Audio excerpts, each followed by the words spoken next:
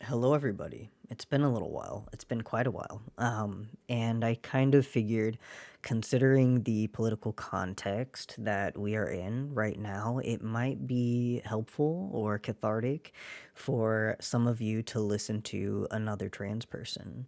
Um, the context, of course, I'm talking about is a political context of being a trans person. For me, not just a trans person, but a disabled trans socialist or anarchist in particular, um, in late January 2025, where a lot of people are very scared right now. A lot of people in my position or a similar position to me are incredibly scared right now, and I've been very worried about trans people, and I've been worried about the reactions that some people are having. I've seen a great deal of panic, and I think even more than panic, I think I'm seeing grief and I'm seeing a lot of people shut down, and I have not been immune to that, of course. It's mostly been the shutting down for me. And just to give you guys a little bit of context about me and my response to this, I'm somebody who has a lot of mental health problems. I've already, before the political context became a big part of my emotional hardship, as it is for a lot of trans people, a lot of minorities, especially right now. Um, I I mentioned that I'm disabled. I'm on SSDI for PTSD and depression, and I have been since I think 2017. It's been quite a while. Um, though I've been disabled by PTSD and depression for much longer than just those last few years. Um, and here's something that I don't want to inflict upon people. This is a message I'm not trying to send out to people. Um, Actually, I'll just start so that it makes a little bit more sense because I'm not sure if I can formulate my thought without saying it first. So, one of the reasons why I feel not necessarily optimistic, but one of the reasons why I feel, I guess, like this will be survivable to me in particular is because I am just straight up a very privileged trans person. I really am. That's a very significant part of this for me. I'm cis passing. Even though I'm 5'2" and I look gay as hell, other trans people see me. Other trans people usually see me, but to cis people, I think to cis people, they sometimes even struggle to understand me as queer because, I tell them I have a girlfriend, we've been living together for 8 years, and they're like, oh, geez. Well, maybe I was wrong about the homosexual thing. I don't really know what to think. He's got the mullet, the painted nails. He's got like the little guy vibe going on. Anyway, point is, I have the ability to be stealth, and I am at one of my jobs. Um, my job that brings me the most money because it sure is a lot to deal with discrimination in the workplace. It sure the fuck is, isn't it? Um,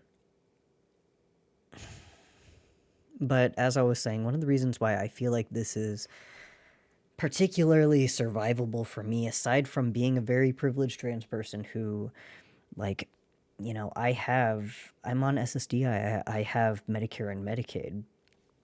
I've found doctors locally who are not just like supportive of me, but doctors who understand that there's something very serious going on. My family doctor called me whenever I was doing activism stuff locally, trying to get the LGBT safe haven ordinance passed a year ago, and she asked me, "Hey, could you give me a little bit of guidance because I really want to write a letter to the city council?"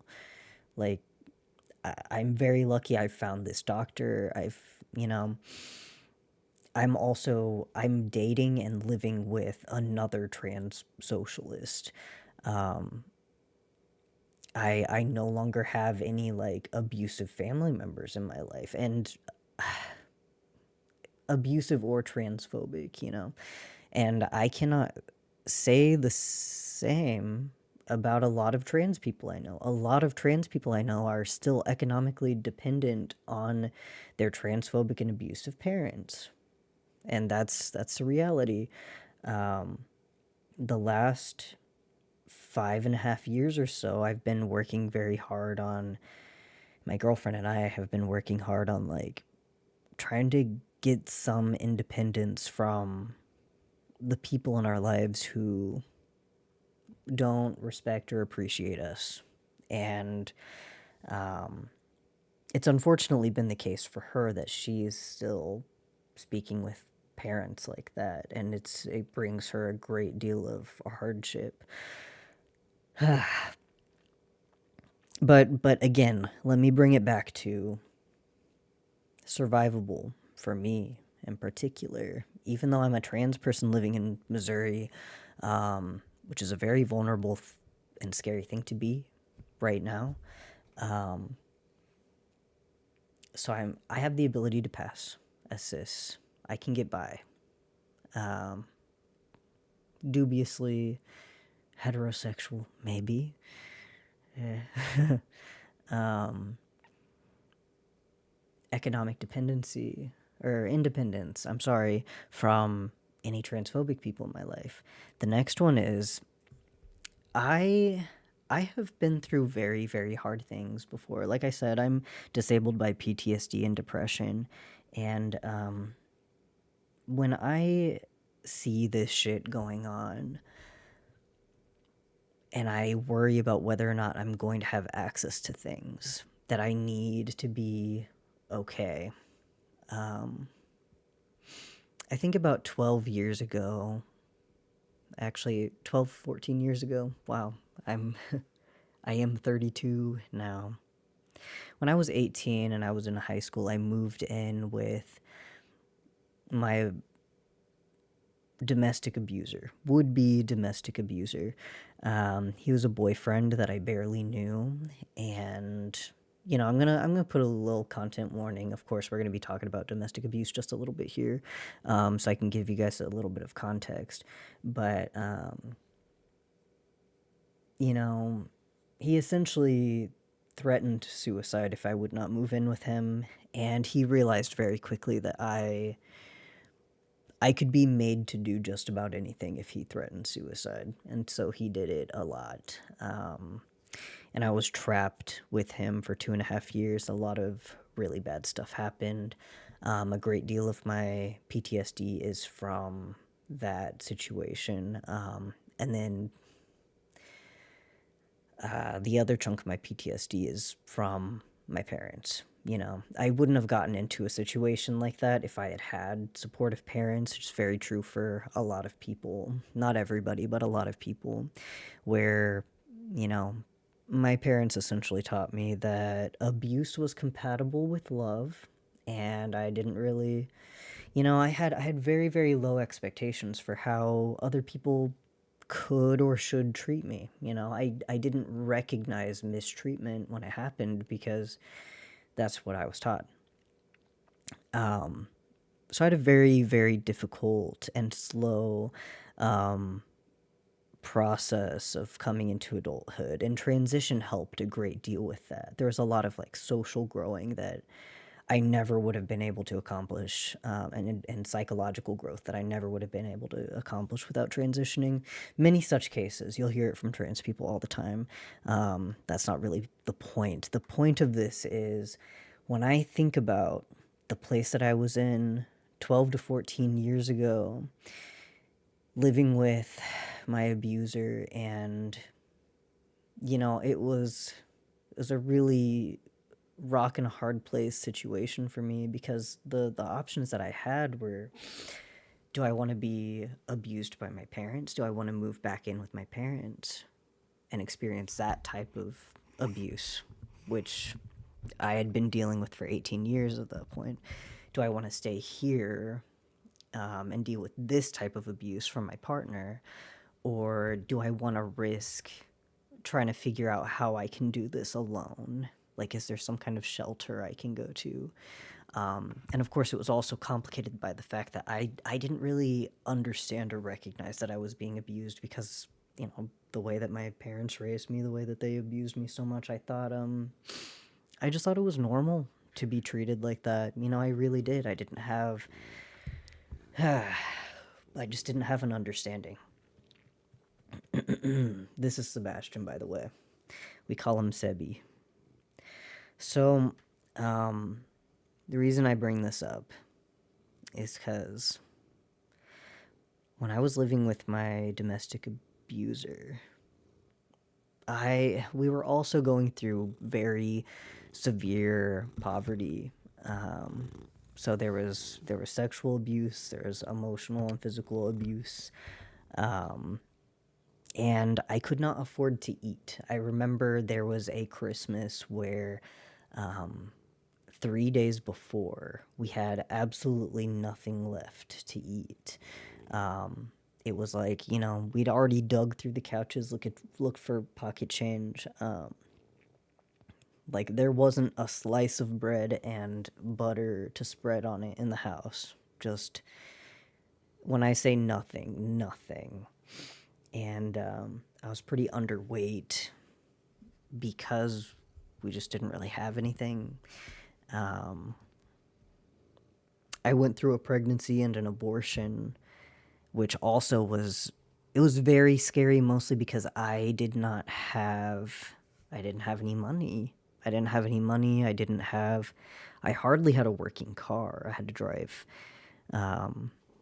like 3 hours there and back in a broken down car by myself. Found a way to scrounge up $400, which mostly came from my teenage sister who saved it up from Christmas. And how I really can't explain how hopeless that situation really was. But like somehow miraculously I survived that shit, you know? And there was a time in my life where I really didn't think of myself as like a survivor. I didn't draw any sort of like power or confidence or like capability from those experiences. And so like I want to be like totally clear here. For a lot of people, that isn't the case. For a lot of people, they don't take the message that means I can survive anything.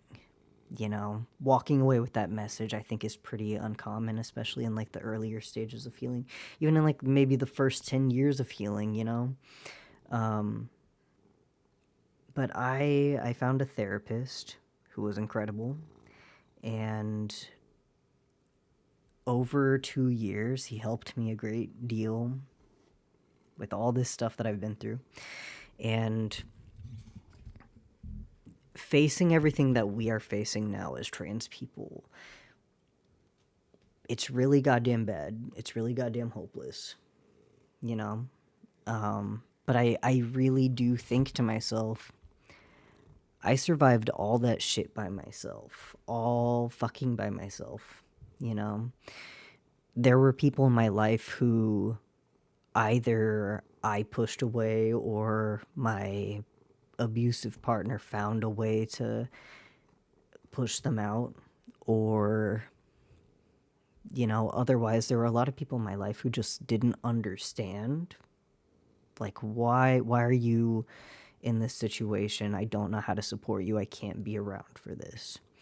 And so for the most part, I mean, there was my little sister, but she was a teenager, and my parents did their best to cut my communication from her. The point is, I've survived a lot, and the reason why I'm not panicking over this right now is because I do believe that I can survive this. And I also feel that even if I can't, it's okay. Which probably sounds a little bit weird, I think. When I just look at our history, trans people's history, queer people's history, and working class people's history, we have been through impossible shit, impossible abuse. And like the reality is that like a lot of us do not make it out alive. A lot of us don't get to have good lives. That's real. That's a possibility for a lot of us. And I don't want to do this thing where it's like, I'm a survivor and therefore everything's going to be okay. I'm going to get through it. Because that's not necessarily what I'm saying. I'm saying, like, I can trust my own judgment. I have been through hard things before. I've been through very, very hard things before. It's possible that things could get as bad as that again or worse than that. But like I'm definitely not alone anymore. And I know how to not be alone anymore. I know how to get help. I know people who I can get help from.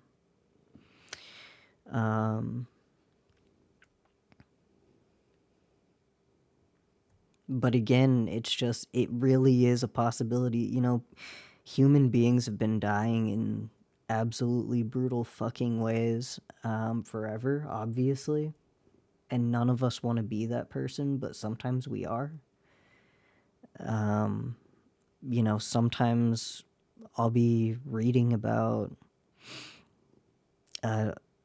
another name of a trans person in another state, and I learned their name because they were killed. This shit happens to us. This shit happens to us all the fucking time.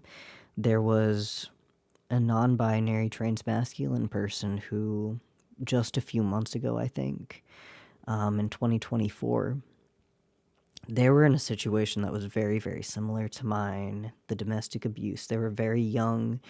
My understanding was that they also had to choose between living with abusive, queer-phobic family or living with their domestic partner who was abusing them, or trying to figure out, is there some kind of shelter that would actually,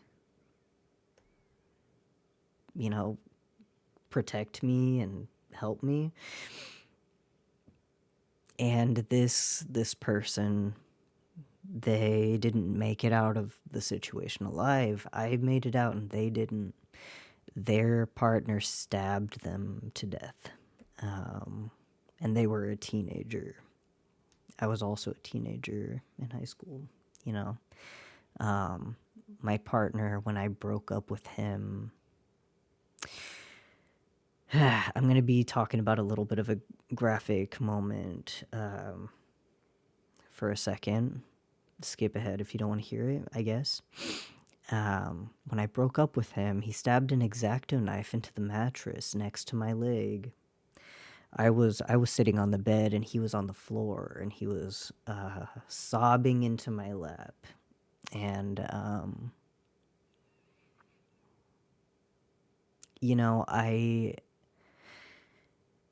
I am very fortunate that I survived that situation. Because that's not the case for a lot of us. A lot of us do not make it. A lot of us don't make it. And it could have been me.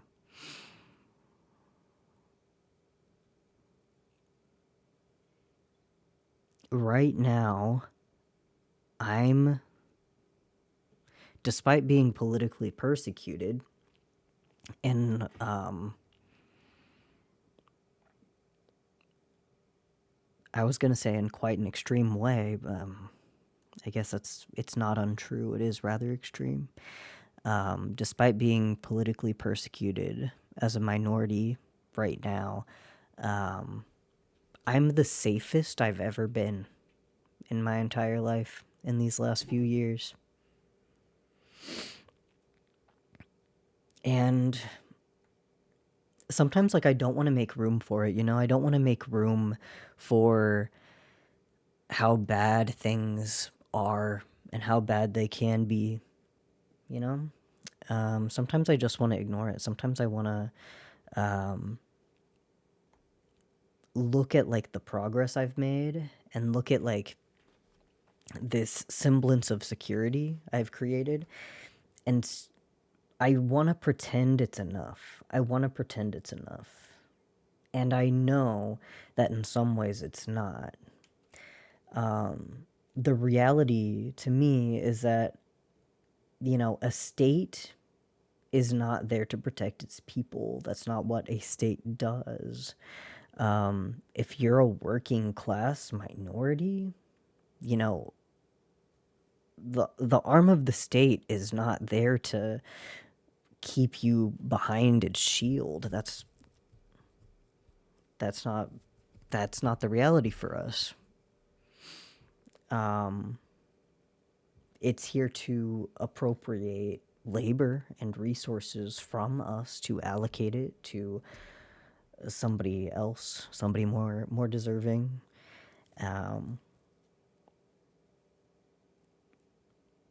And something that I think is kind of difficult, I think, about being a socialist is like having this realization. There are a lot of people who might be living this fantasy where they're the temporarily embarrassed millionaire. And it can be a very comforting thought. In a way, it's almost like a religious comfort. It's almost like heaven, isn't it? That one day, all of all of my doing my best to appease the right kind of person is going to pay off. That's the dream. That's the dream, but it's not real, you know.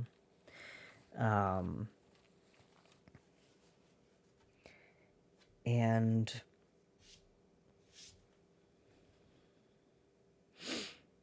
I don't know. It's just there's a lot of stuff in my life that I find very difficult to parse sometimes. Where I feel like I'm being split in two, because there are things that I am and I can't stop myself from being, and there are things that I'm really not supposed to be. Like, for example, I'm really not supposed to be a socialist at work. I mean, when I clock in and I'm talking to my coworkers, um, you know, it's not a great idea, right? To be openly socialist in the workplace. Um, and I think I mentioned this earlier. In one of my jobs right now, my job where I bring home the most money, get the most hours, um, I just I'm stealth. I don't feel like it's a good idea for people to know that I'm trans at this job. And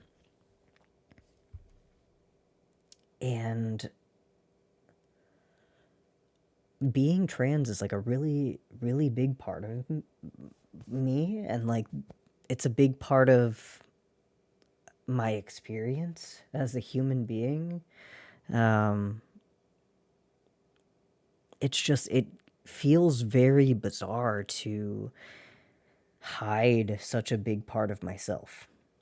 It's very unusual. It's a very strange feeling.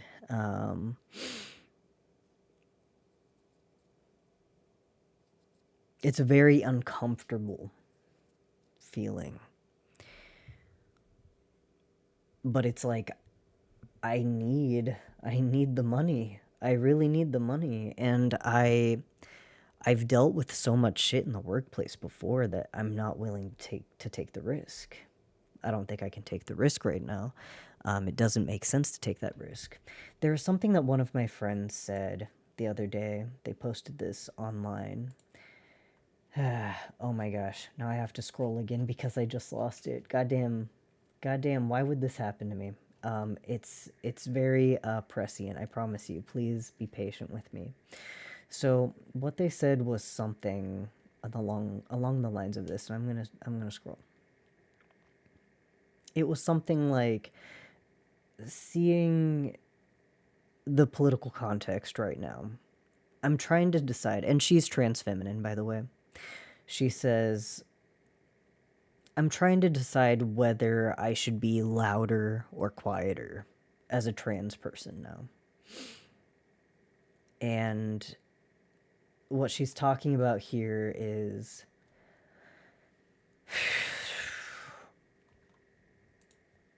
I can't find the post. It's whatever. This is something that goes through my head a lot and it fucks with me a lot. I feel like a coward when I'm stealth at my job. I feel like a coward and I feel like a traitor. And it feels like,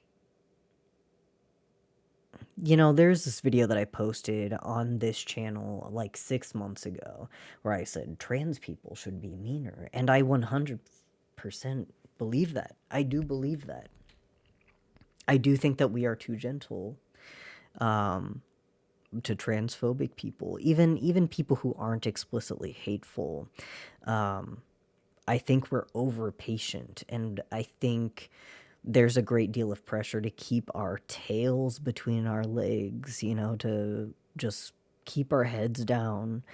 And like I'm so tired of doing that. I'm so tired of you know, last night we had this executive order that came through. It was the one that bans HRT and surgery, any trans affirming care for anybody under the age of 19. Not even under 18, under 19.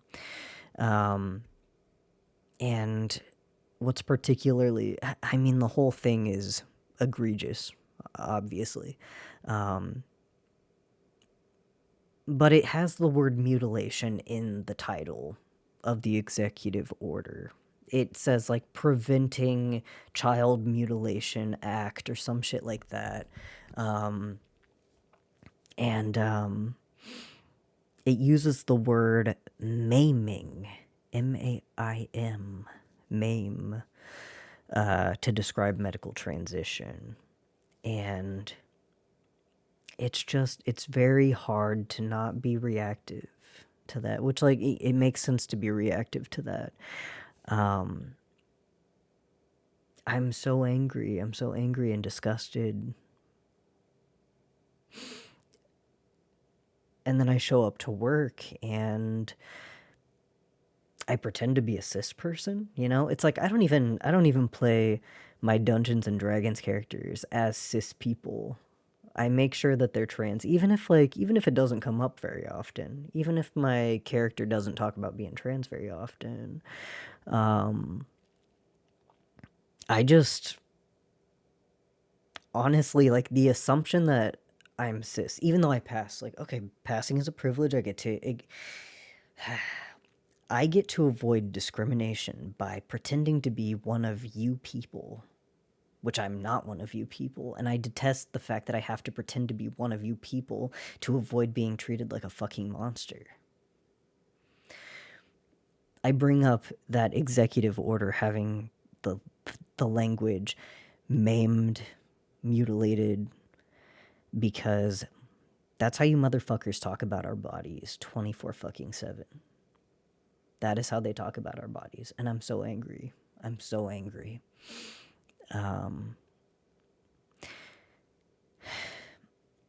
And for me, I'm angry not because, you know, like, if somebody thinks that about my body, great. I don't want to have anything to do with them. They're a piece of shit, you know? It's fine.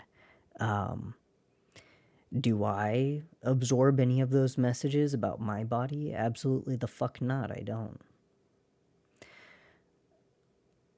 This is what I say about my fucking body. It's a miracle of science.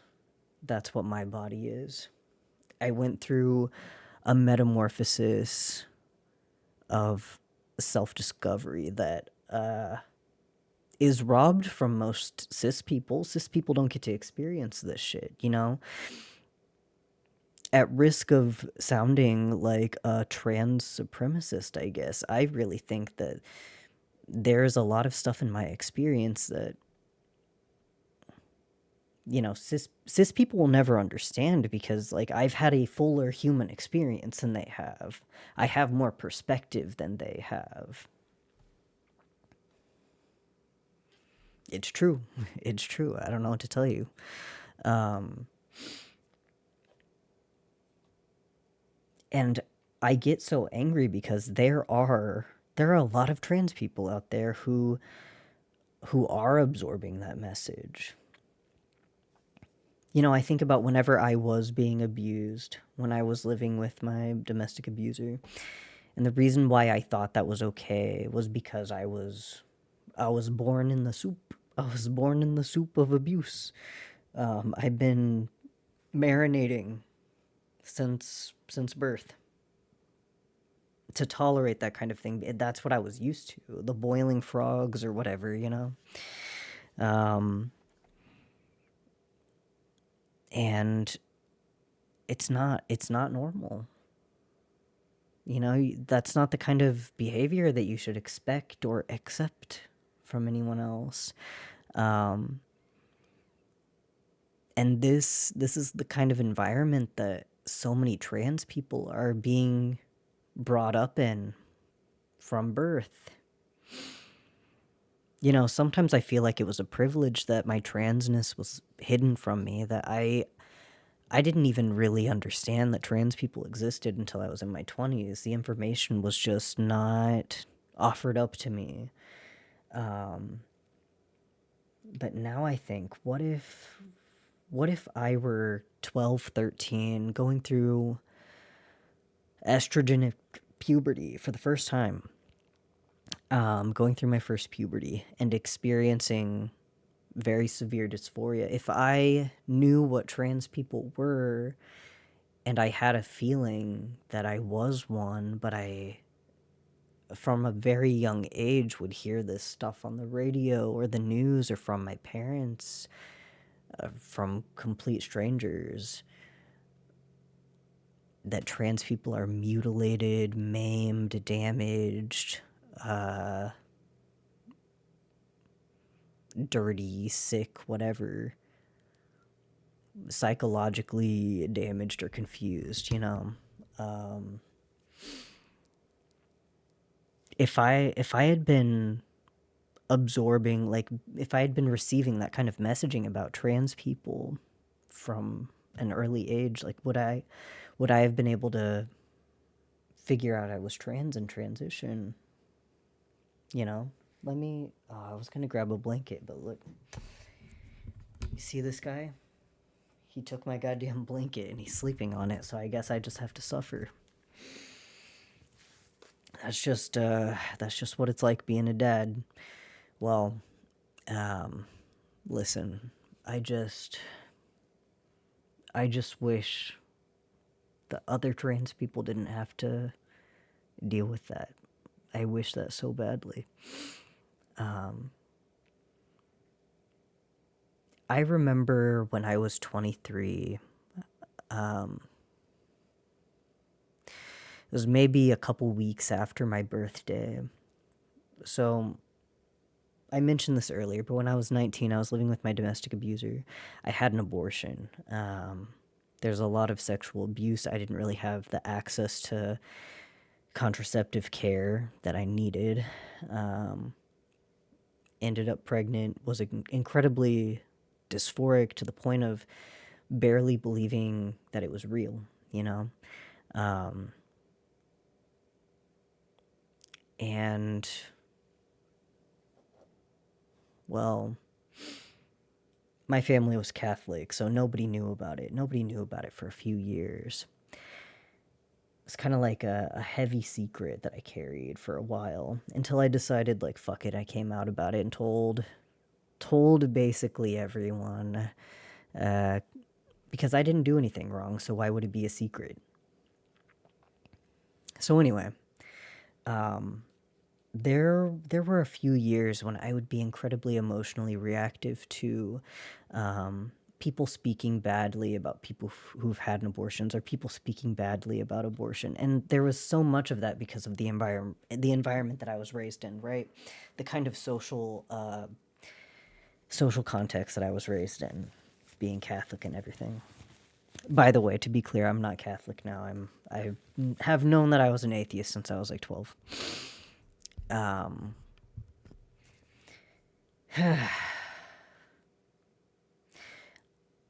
so when I was 23, I was at my job. I was hosting at a Japanese restaurant, and I look at the TV. The news was on, and there was a shooting at a Planned Parenthood, I think in Colorado. And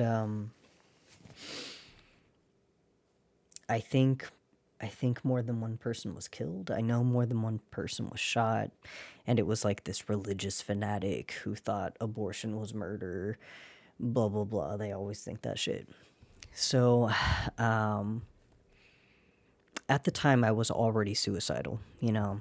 This was only I'd only been out of the abusive relationship for about 3 years, and I had to move back in with my abusive parents at this point, and it was very, very painful to see how much people hated people like me. I didn't even know I was trans yet. Um, I knew I was pansexual, and but I was usually in straight passing relationships.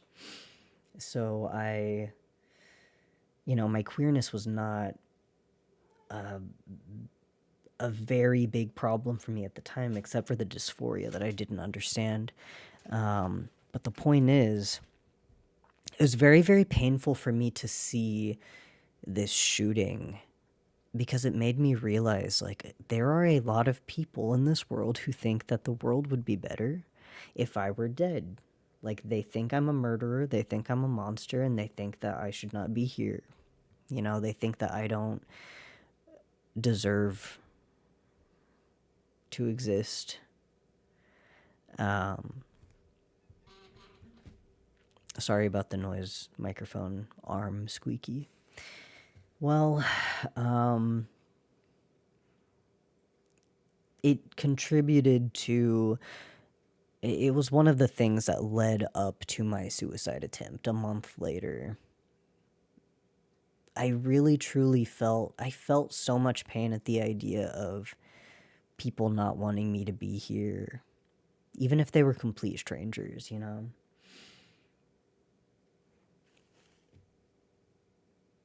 Maybe especially because they were strangers. Because, we interact with so many people. You walk into a restaurant or you work at a restaurant and all these people come in and you look at them and you think, if they knew what I was, would they want to kill me?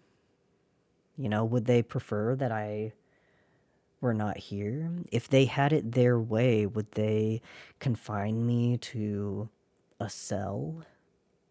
Or, you know, these people who are being nice to me, who are being pleasant to me, are they Christian? Are they Catholic? Do they, what do they think I am? And if I had been if I knew that I was trans at the time, when I was in this headspace where I was that vulnerable and unsupported, I don't know. I don't know.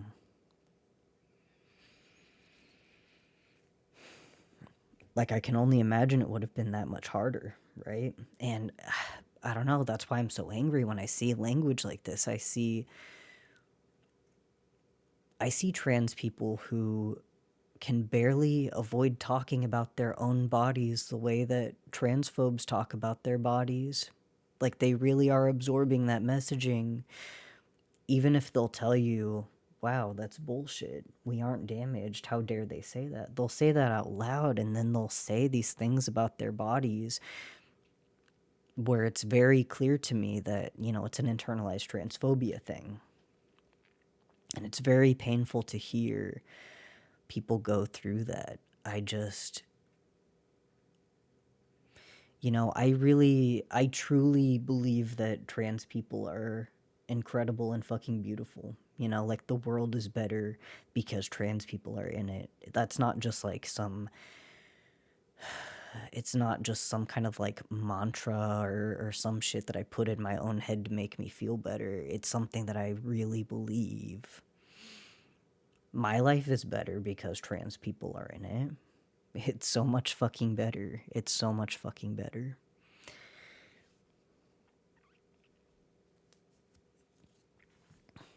You know, when I go to my job and I have to interact with cis people all day, I'm like, it's kind of tiring. It really is. It's kind of exhausting.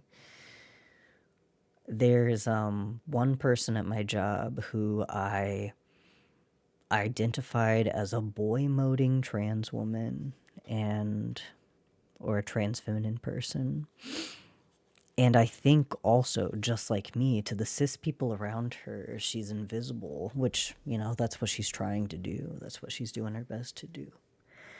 And it's like we're in this secret club and we have this secret connection, you know, even though we don't know each other. She's that one person at work who like we give each other like a real genuine smile and hello when we see each other.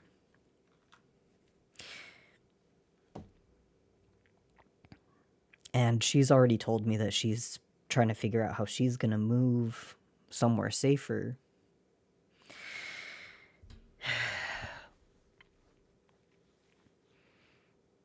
And I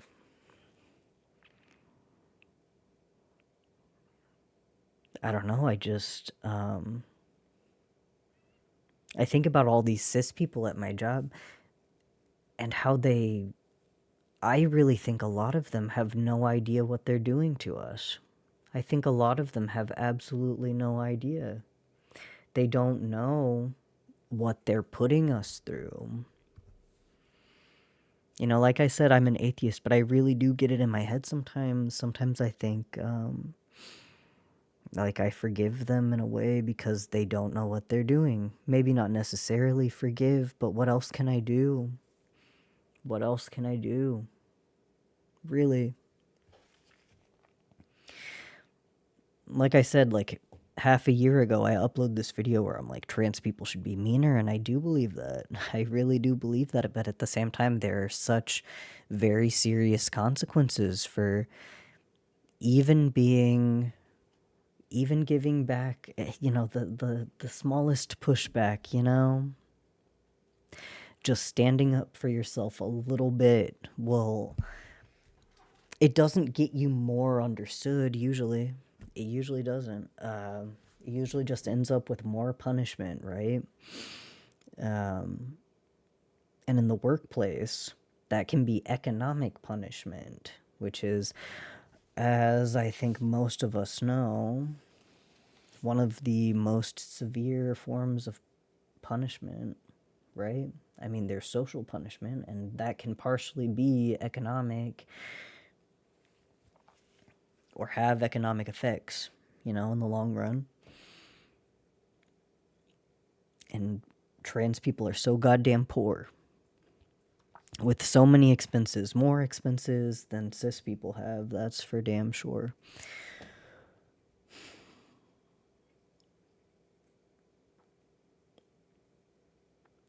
You know,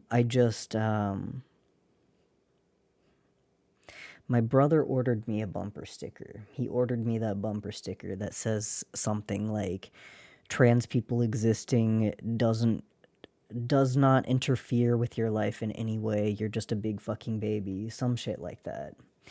Or like, trans people existing does not make your life worse in any way. You're a big fucking baby. Quit being a big fucking baby. Anyway, you know, it's like I'm excited about it. I want to put it on my car. This is the way that I feel. But at the same time, as far as I know, there's only one person, the other trans person at my work who knows that I'm trans. You know, maybe a little bit risky. Is this really something that I want to do? Is somebody going to be like, you know, am I going to have the HR person tell me, hey, you know, so and so said that your bumper sticker kind of made them a little upset, or you know, we have customers who like don't want to see the F word. They said fucking baby. You called somebody a fucking baby on your bumper sticker? Man, I don't know if you can do that. You know, we have customers that might not necessarily appreciate that, and it's like, well, I don't know. I guess we'll see what happens, right? I used to keep a big pride flag outside of, in the middle of my duplex. And it was actually my neighbor's idea. My neighbor, who I had a couple years ago, he was bi and he was a socialist and he was pretty fucking cool. He put a big, I think, Progress pride flag between our units, attached to the roof. And we had it up there for a few years. He moved, new people moved in. As that flag got kind of ratty, he replaced it with a trans pride flag. And my new neighbors never introduced themselves to us, but one day she comes up to me and says, "Hey, would you mind taking down your flag?" And I'm like, "What? I don't even know your name." Like, the fuck you mean? Anyway, I told her maybe, which means no. I kept it up for, I don't know, another year after that happened, but after the election, a lot of my friends were worried about my safety, and it makes sense. I don't think they're wrong to feel that way.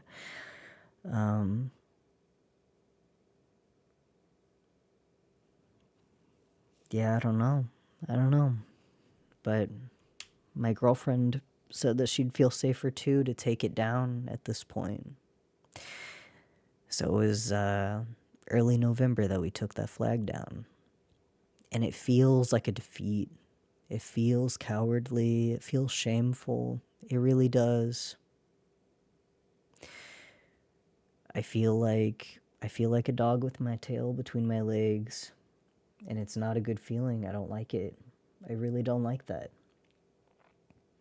I have this I think a lot of us do. We want to have this perception of ourselves where we'll deal with the hardship and we'll deal with the consequences and we'll be strong, you know? Like, I'm not going to hide. I'm not going to fucking hide myself. But, as things clamp down, it gets harder and harder to know if you're going to be safe.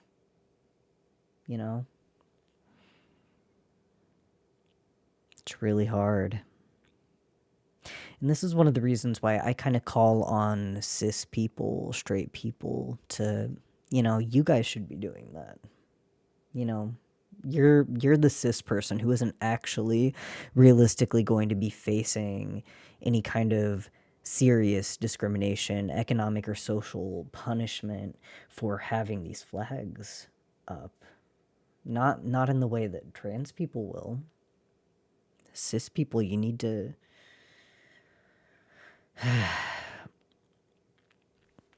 sometimes I feel like I'm not asking for a lot, but maybe it is a lot. Maybe it is.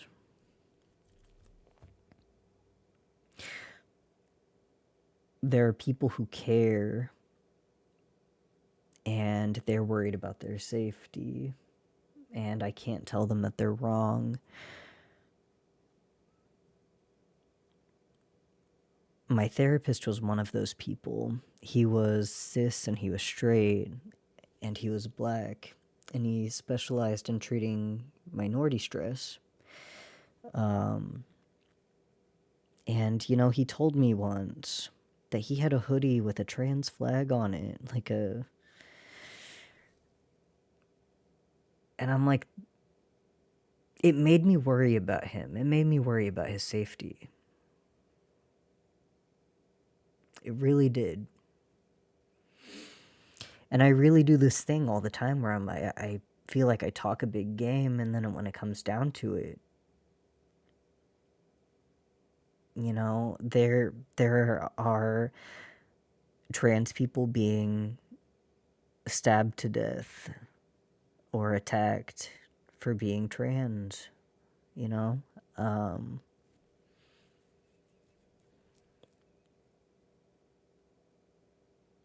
and I want everybody to be safe. I want us to be as safe as we realistically can.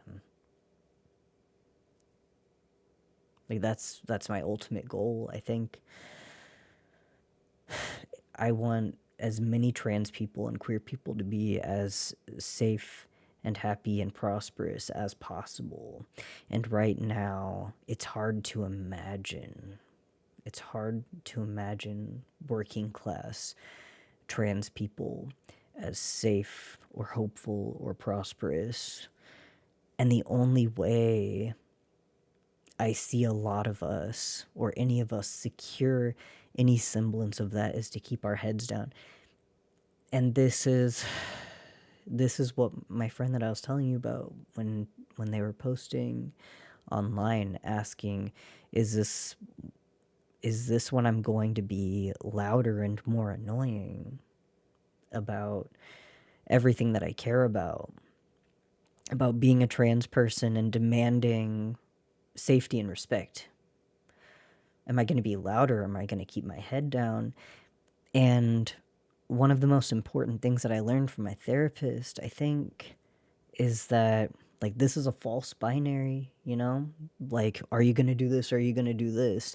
That's not the reality of this situation, you know? There are some places where I can be louder and more annoying and make these demands. There are some places where it makes sense for me to take a risk, um, and maybe put some economic or some social factors in danger in order to take a stance in some way. There are ways to secure a little bit more safety in some areas or identify some safety in some areas so that you can make some moves to fight back, you know, to secure what you need to secure and to act with dignity. That's what it dignity is the word here. I feel like I'm losing dignity when I hide, you know? And I would tell this to my therapist, and he would say, like, there's nothing to be ashamed of. What you're doing is protective. Like, how are you going to live to fight another day if you don't pick your battles? If you're fighting every fight that comes before you, you're not going to have any energy. You're not going to be safe, and you're not going to be as capable as you can be to do what you have to do, need to do, want to do. And it's really hard because when somebody says some transphobic shit to my face or whatever, um,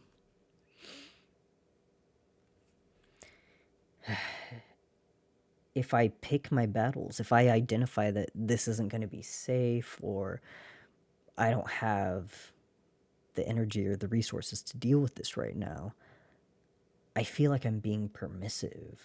I feel like I'm letting it slide. I feel like I'm letting it happen. I feel like I'm allowing trans people to be victimized by this person, or that I'm not acting dignified, or I'm not respecting myself or standing up for myself if I don't say anything. But that's not true, because just protecting yourself, just giving yourself peace, securing a job, even if you have to keep your head down in a way that you don't want to, in a way that feels uncomfortable,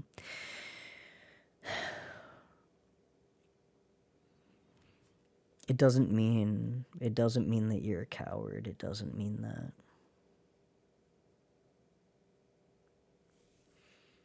You know, like, we're being attacked in just about every direction, from every direction, right? And you got teeth and claws, but you don't have like a 360 degree uh like capability, you know? There's only so much you can do. And I wish so badly that I could do it all. I wish everywhere that I went that I could stand up for myself and other trans people. I wish I could be fucking unapologetically trans everywhere I went, you know? But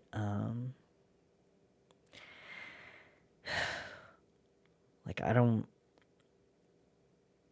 I need money. I need money from my fucking job. I need it really bad. And I need to not be experiencing discrimination at this fucking job because, like, I'm already under a great deal of stress. I really am. Like, I already have my fucking PTSD and depression just baseline. Just baseline. That's like my every fucking day. You know, that's my everyday experience. I also have insomnia from this shit. I have generalized anxiety and social anxiety. I don't have the capacity. Recognize your capacity. That's what I have to do is I have to recognize my capacity and then figure out like how much can I do. And right now I'm at capacity just scraping by. And sometimes that's where you're at. And last year I was more capable than I was this year. I had things last year that I did not have, that I don't have anymore. I had some types of support that I needed and able to do the stuff that I was doing. I was running a trans masculine support group. I was doing political advocacy on a local level. I was also running a legal clinic where I was helping trans people change their legal IDs. And it was great. It felt amazing. It felt so good. And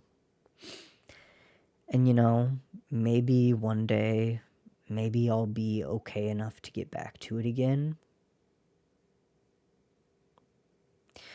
But maybe this is just where I am right now, and that's okay too. It's okay to be less capable than you were before. It feels really bad. It's very uncomfortable. But, you know, I have a lot of medical stuff going on as well. I'm just kind of updating you guys a little bit. So, listen, I got a revision on my top surgery. I might have showed you guys before, but I had a dog ear, right? They call it a dog ear, where there's puckering. There was a little bit of extra fat tissue that was left over, and there was a little bit of extra skin too, and the incision did not go far enough back to prevent the appearance of puckering. Like imagine you're making some bread dough and then you pinch it. That's kind of what a dog ear looked like.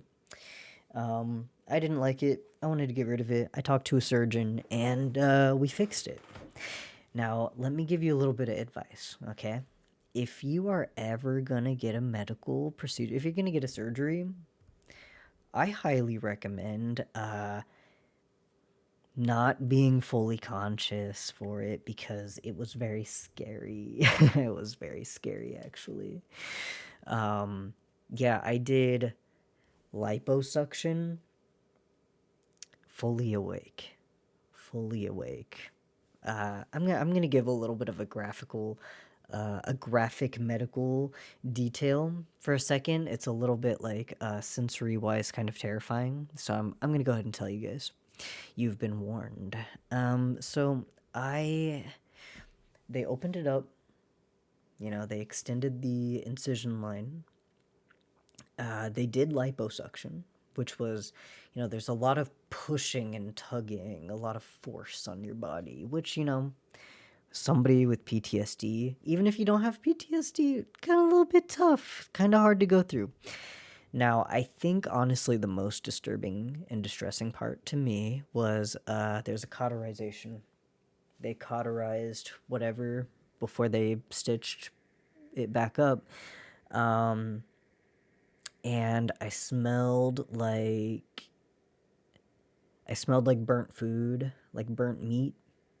And you kind of have this visceral, like, oh my God, I'm meat. I literally am meat. And it's like, everybody make this little joke, haha, my meat suit. Yeah. Like, I know I'm meat. We all know that. But, like, to actually face it, to actually to smell like meat, a little bit fucked up, a little bit terrifying, kind of freaked me the fuck out. So I'm just saying, next time, or if you're gonna have the surgery, if anybody, if you ever have a surgeon who's like, oh, we can just do local anesthetic,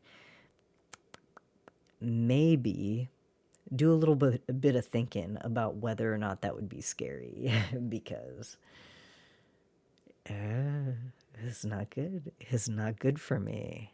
Um, and so, anyway, my medical stuff. I'm gonna show this off for a second. I'm actually gonna show it off. Yep, shirt's coming off. Y'all have been very patient.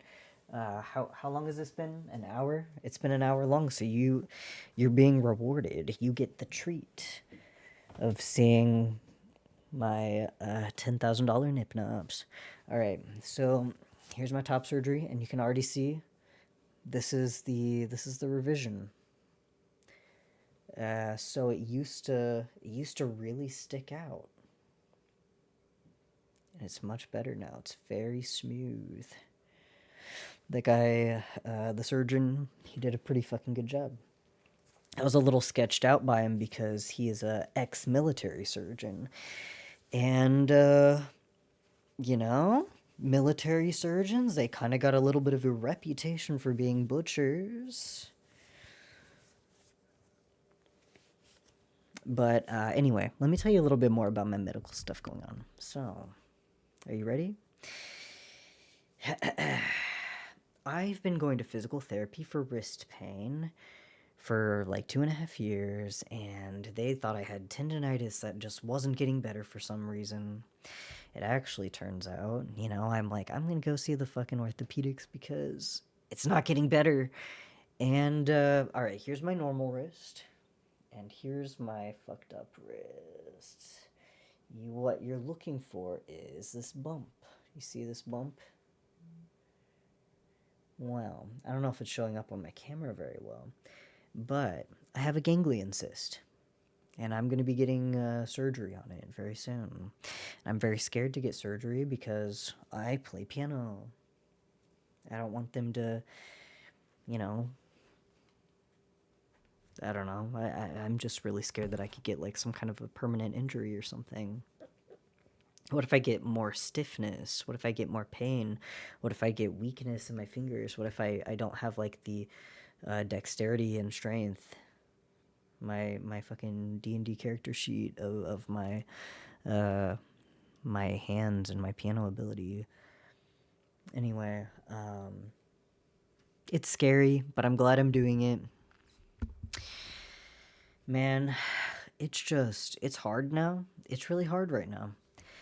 And I know a lot of trans people. Most trans people I know have it worse than me. And I'm very worried about a lot of people, you know? The best thing that we can do right now, like I always have this temptation. I think a lot of like people who are in a position like mine where, they're worried about people like them. And they want to like give this blanket idea of like, here's the solution. I'm worried about you. Here's what you should do. It's working for me. But it's like, I don't know what your life looks like. I don't know. You are the person who's in the best possible position to make the best possible choices for you. And, there might be cis people in your life who are like, oh my gosh, why would you do that? You should just do blah, blah, blah. And like cis people don't fucking get it. Cis people don't understand what you're dealing with. They can do their best. There are some cis people who, like, if they really care about you and they're like particularly, I don't know, capable, knowledgeable, empathetic people, sometimes maybe they could give good advice. Maybe they could, but I'm gonna be real with you here is like, cis people always have like these expectations of like, man, why would a trans person be so upset about? And then they say some transphobic shit, you know, like they don't get it. They do not understand.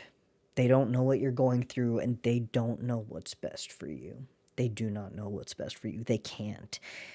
A lot of them, even if they care about you a great deal, and, you know, even if they're the kind of people who would want to take away your problems if they could, they don't know necessarily what that would look like, you know?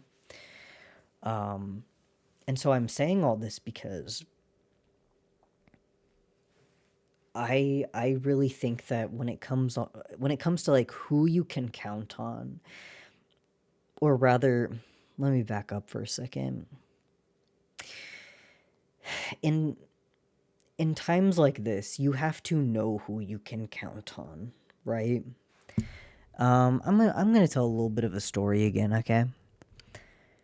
There was I got into a little bit of a political situation locally, year and a half ago. So TLDR, there was a reactionary, conservative, pro-cop kind of motherfucker who was on the board, a board member of the local LGBT organization, and I got into it with them. And, you know, one of the things that's very important about politics, if you've gotten this far into the video, you probably are at least somewhat into politics. But if you're not, I would highly recommend getting into it because truly it's one of the most reliable ways you can vet people, vet whether or not somebody's going to be safe to be in your life. And like I was saying, right now in particular, that's probably your most important skill. If you're a trans person living in the United States in 2025, you need to know. You need to know whether or not you can count on somebody to keep you safe. You know, there are a lot of people who are liberal who will give lip service and they will call themselves allies and they'll say, oh, I'm queer. One time I had a crush on someone who was the same gender as me, but they're actually just saying that because they fetishize trans people and they see you as not a man, not a woman, but some strange, exotic fetish, you know? There are a lot of people out there who do not have your best interests in mind. And sometimes, you know, unfortunate reality is sometimes that could be a socialist or that could be a trans person, but in my experience, it usually isn't. It's repeatedly been my experience that when it comes to people who will uplift me and protect me and help me find the things that I need to be okay and help me fight for those things, etc.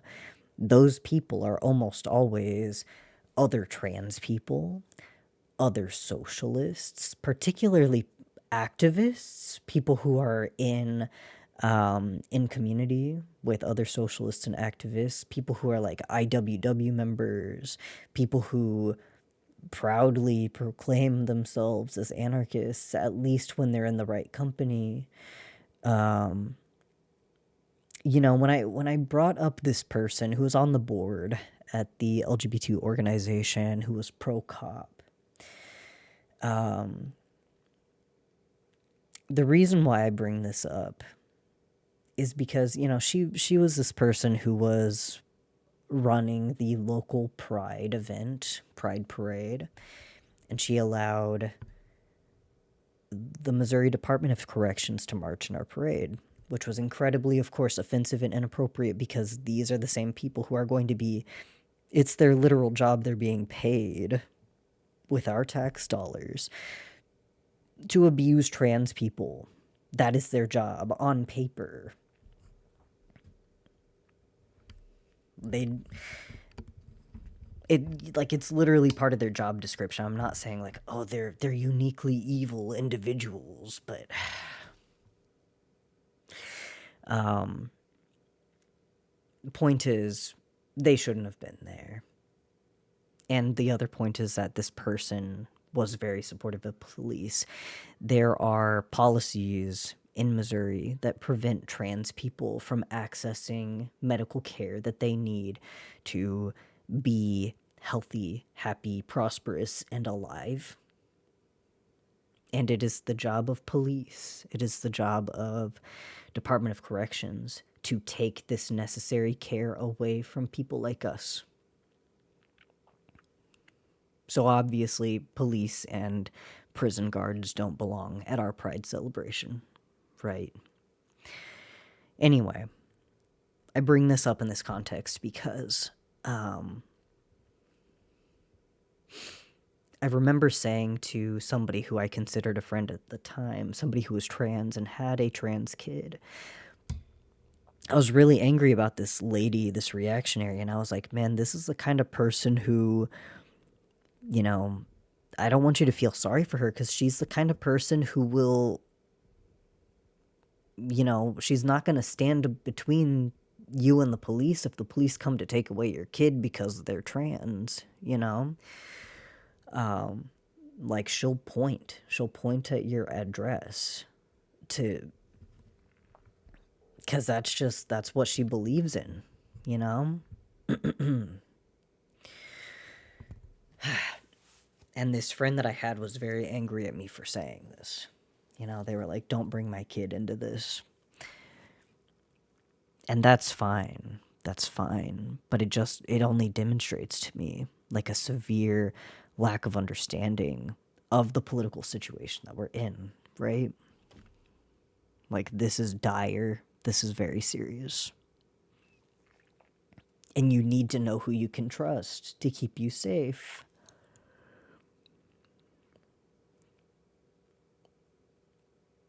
I mean, with the executive order that was signed first, the idea is that trans people aren't supposed to exist anymore. We're not supposed to have access to the legal identifications that we have anymore, right? If you're a trans person and you're like dating a cop, don't do that. Do not do that. That's not safe. Nobody should be dating a cop. Nobody should fuck a cop. Nobody should date or marry a cop. Between fuck, marry, and kill, there's only one good option when it comes to the police. I didn't say that yet. So, anyway, the point of all this is just, I know it's not easy.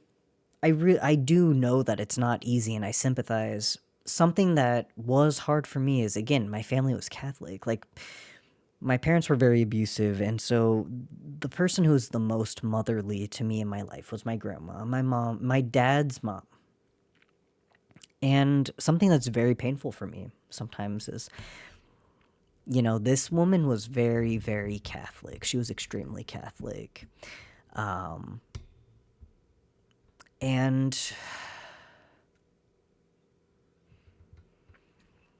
when she was in high school, or I guess whenever she was graduating high school, she got on a train and she was going to go to nun school, and she fully expected to be admitted, and apparently they sent her back because her mom's first husband died and she got remarried, and this Catholic like nun school or whatever said, you're rejected because your mom got remarried, you can't be a nun. Like, it was devastating for her. And so she didn't get to become a nun, so I guess her way of serving God or whatever. Serving God is kind of funny because usually if I say serving, I say like serving something else or just serving, Okay, it's actually, is that where that comes from? Anyway, point is, my grandma was a very, very religious person. She was a very, very kind person. one time she got really mad at my uncle because he got a tattoo, and she said it was like not Catholic, like it wasn't acceptable to her. She got very mad. But my grandma loved me very, very much. My grandma was kind of obsessed with me. It was very sweet, and I really needed the support. But she died when I was 18, and sometimes I just think, like, would she fucking hate me now? Like, sometimes it's terrible, but sometimes I'm glad that she died when I was 18, because the next year I got an abortion. Would she have fucking hated me for that? When I came out as trans, like, how would my grandma's opinion of me change? You know? Would I have been able to transition with that context? Um, there are a lot of people in my life who I've had to leave behind in order to,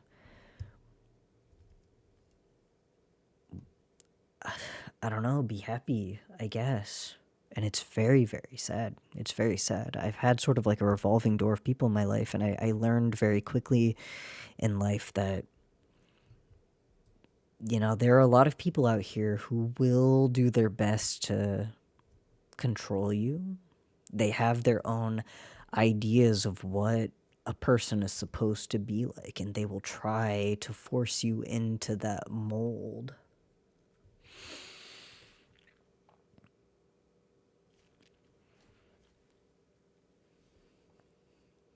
There are a lot of people who used to be a big part of my life who are not there anymore. And when I think about all the people who aren't there anymore, I know that I made the right decision. But it can be very painful. It can be very hard.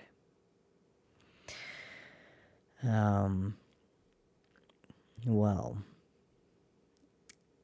having said all that, I hope that some of this was like useful or enlightening or cathartic to hear me talk about. But I think now I'm just gonna watch anime with my friend. I think that's what I need to do now. It just feels like the right thing to do.